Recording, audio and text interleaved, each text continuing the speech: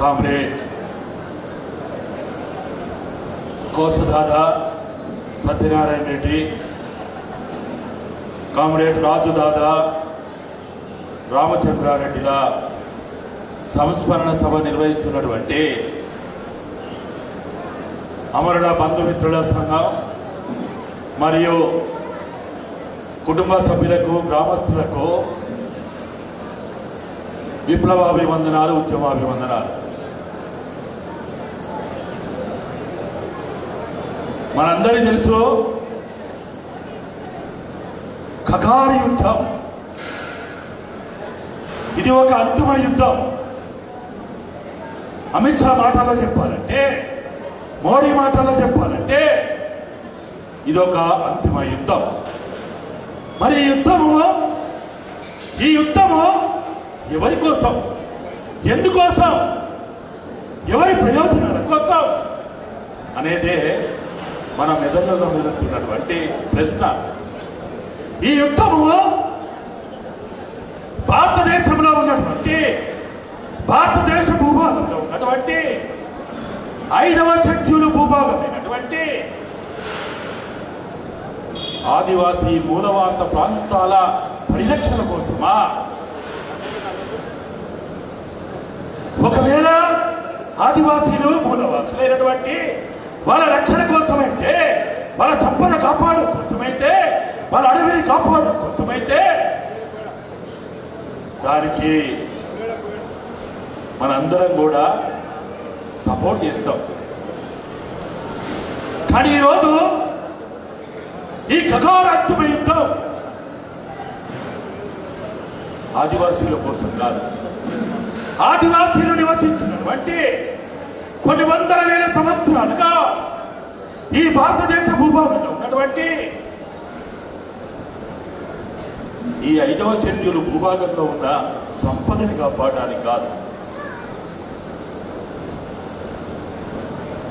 మరి ఎందుకోసం? మొత్తం గ్రామీణ ప్రాంతాల్లో, పట్టణ ప్రాంతాల్లో దోచుకున్న కాడికి భూమిని దోచుకున్నారు. దోచుకున్న కాడికి కొండలు, గుట్టలు, కాలువలు, చెరువులు సమస్తం నాశనమైపోయినాయి కాబట్టి, సర్వనాశనమైపోయినాయి కాబట్టి ఇక చివరికి మిగిలింది అలా కూడా ఆదివాసీ మూలవాసుల పాదాల కింద ఉన్నటువంటి 5వ షెడ్యూల్ భూభాగమే ఈరోజు మిగిలింది భారతదేశంలో. సుమారు భారతదేశం మొత్తం భూభాగంలో 18% భూభాగము ఈ 5వ షెడ్యూల్ భూభాగంలో ఉంది. ఈ మొత్తం 5వ షెడ్యూల్ భూభాగము 10 రాష్ట్రాల్లో ఉంది. 5వ షెడ్యూల్ అంటే వచ్చింది. 5వ షెడ్యూల్ ఉత్తరం వచ్చిందా? 5వ షెడ్యూల్ ఉత్తరం రాలే.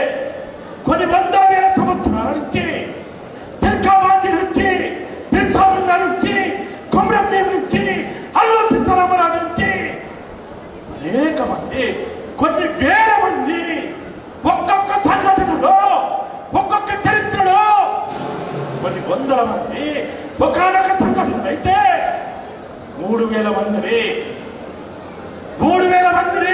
పట్టణ పెట్టుకున్నటువంటి ఆ బ్రిటిష్ పాలకులకు వ్యతిరేకంగా, ఆ భూమి కోసం, ఆ భక్తి కోసం, ఉద్యమం కోసం నడిపినటువంటి ఆ ఉద్యమంలో కొన్ని వేల మంది అమరులయ్యారు. ఆ త్యాగాల ఫలితంగా ఆదివాసీ బుద్ధి పెట్టినటువంటి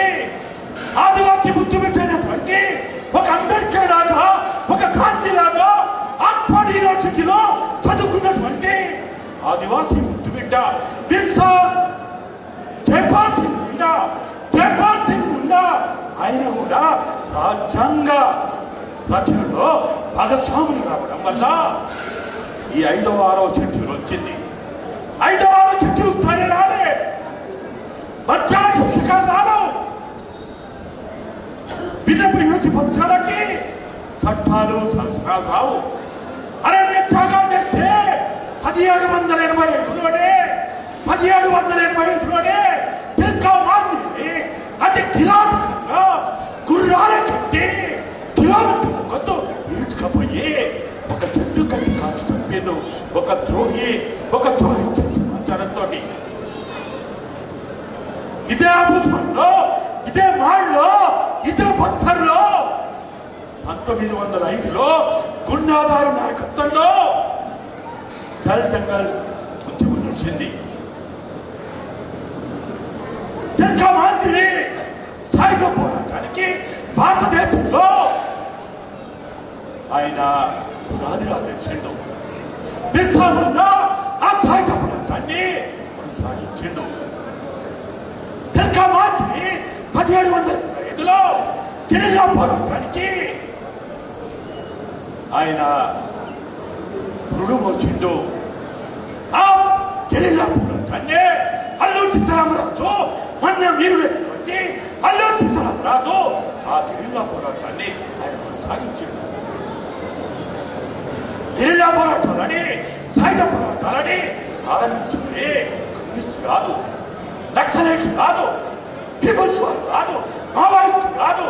భారతదేశంలో ఈ దేశంలో వసలైనటువంటి ఆదివాసీలు గెరిల్లా పోరాటాన్ని ప్రారంభించిండు. సాయుధ పోరాటాన్ని ప్రారంభించిండు. సాయుధ పోరాటం ఏంటిది? తుపాకీ పట్టుకుంటేనే సాయుధ పోరాటమా? సాయుధ పోరాటం అంటే తనకు అందుబాటులో ఉన్న ప్రతి ఆయుధాన్ని, అది కట్టైనా, అది కలమైనా, అది తుపాకైనా, అది బాణమైనా, అది విల్లమైనా, అది బస్ అయినా, అది ఏదైనా దానితో చేసే ప్రతి చర్య అదే సాయుధ పోరాటమే. ఆ విధంగా ప్రారంభించబడినటువంటి ఆ సాయుధ పోరాటం వల్లనే, ఆ గెరిల్లా పోరాటం వల్లనే ఈరోజు భారత రాజ్యాంగంలో 1950లో ప్రకటించుకున్నటువంటి ఆ భారత రాజ్యాంగంలో 5వ సెక్షన్ వచ్చింది, 6వ సెక్షన్ వచ్చింది. భారత రాజ్యాంగంలో ఉన్న 12 సెక్షన్లలో 2 సెక్షన్లు ఆదివాసుల కోసమే అనేది మనం గుర్తుంచుకోవాలి. ఇది ఉత్తరం రాలే, మంత్రాల చింతకాలు పలికినట్టు రాలే, ఇవాళ లొంగిపోయిన వాళ్ళు చెప్తున్నట్టుగా ఆ విధంగా రాలే. అనంత త్యాగాలు ఒక్కటి కాదు, 2 కాదు. మీకు వివరాలు మీకు అంతా చెప్తా. అక్కడ ఉండి భారత బచావు పెట్టినటువంటి ఆ భారతదేశ చిత్రపటంలో ఆ పింక్ కలర్లో ఉన్నటువంటి మొత్తం 10 రాష్ట్రాల్లో ఉన్నటువంటి ఆ భూభాగం అంతా కూడా 5 షెడ్యూలకు సంబంధించిన భూభాగం. అది 6వ షెడ్యూలు ఈశాన్య రాష్ట్రానికి సంబంధించినటువంటి భూభాగము 6వ షెడ్యూలు. మరి ఈరోజు అనన్య త్యాగాలతోటి సాధించుకున్నటువంటి ఈ 5వ షెడ్యూల్ కోసమే వీరుడు, శూరుడు, మన్య వీరుడైనటువంటి స్వత్తాన్ని దండకార వీరుడైనటువంటి మన కోసదాత, మన రాజుదాత వాళ్ళు దాన్ని అమలు చేయమని మాత్రమే వాళ్ళు అడిగిండు. కోరడ మండలంలో నాకు 10 ఎకరాలు ఇవ్వమని అడగలే, కరీంనగర్లో నాకు ఇల్లు కట్టిమని అడగలే, సిరిసిల్లలో ఇల్లు కట్టిమని అడగలే. వాళ్ళు అడిగిందల్లా కూడా నీవు ప్రకటించుకున్నా, నీవు చెబుతున్నటువంటి, నీవు ప్రమాణం చేసినటువంటి ఆ భారత రాజ్యాంగంలో ఉన్నటువంటి ఇదే భారత రాజ్యాంగం. ఇదే భారత రాజ్యాంగంలో 5-6 సెక్షన్లు చాలా గొప్పగా రాయబడి ఉన్నాయి. మరి ఇవాళ పంజరంలో చేరిన ఆ చిలుకలకు కూడా, పంజరంలో చేరిన ఆ చిలుకలకు కూడా ఈ భారత రాజ్యాంగాన్ని చేతిలో పెడితే ఇక వాళ్ళు చిలక మార్కులు పడతా ఉన్నారు, చిలక దోషాలు చెప్తా ఉన్నారు. యుద్ధం అవసరం లేదు, పోరాటం అవసరం లేదు, సాయుధ పోరాటం అవసరం లేదు, ప్రాణత్యాగం అవసరం లేదని చిలక దోషాలు చెప్తా ఉన్నారు.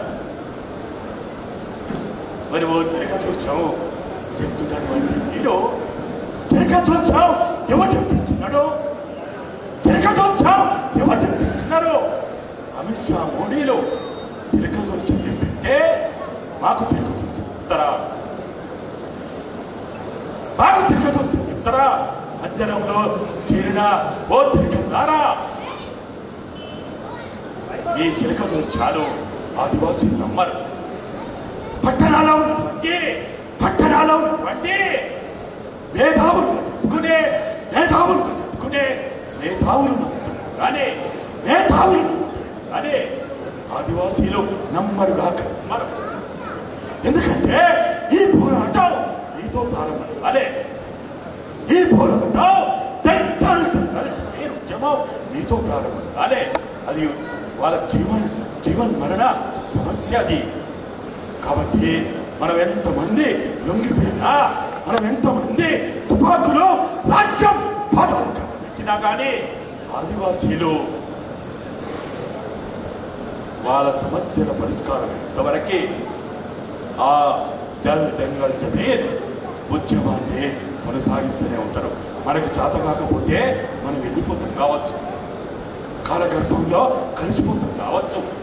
కానీ మనతో ప్రారంభంగా ఉంటాయి, ఉద్యోగాలు ఉంటాయి, వృత్తి పనులు ఉంటాయి, కుటుంబ పనులు ఉంటాయి, అనేక రకాల పనులు ఉంటాయి.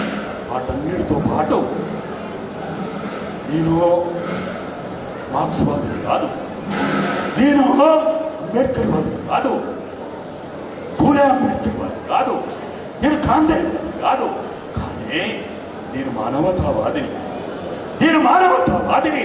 ఒక మానవత్వం కలిగినటువంటి ఒక మనిషి అని చెప్పుకునే ప్రతి జీవి మానవత్వంతో ఉండాలంటే, మనిషిగా ఉండాలంటే, మన తోటి వాళ్ళు, మన చుట్టూ ఉన్న వాళ్ళు, మన బాధ నుంచి పౌరులు కష్టాల్లో ఉంటే, బాధల్లో ఉంటే, వాళ్ళ పైన యుద్ధం జరుగుతుంటే కళ్ళప్పగించి చూసుకుంటూ ఉన్నామా? దీనికి పార్టీ కుటుంబ సభ్యులకి భారత ఉద్యోగం తరఫున 2 చేతులు జోడించి ఉద్యమాభివందనాలు, వైభవందనాలు.